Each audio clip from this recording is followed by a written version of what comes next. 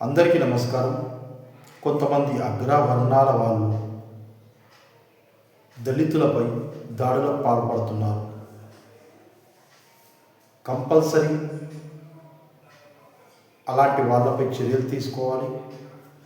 దళితులపై దాడులకు ఎవరైతే పాల్పడతారో, ఎవరైతే దళితులపై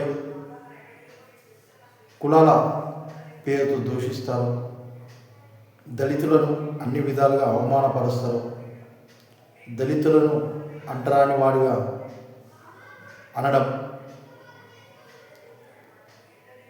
కులం పేరుతో దూషించడం, ఇలాంటివి చేసిన వాళ్ళపై కఠిన చర్యలు అనేది తీసుకోవాలి.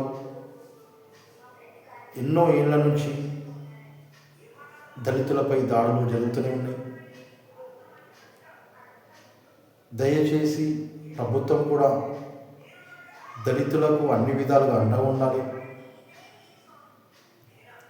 దళితులపై ఎవరు ఎలాంటి దాడులకు దిగినా, దళితులను ఉద్దేశపూర్వకంగా దూషించిన, దళితులపై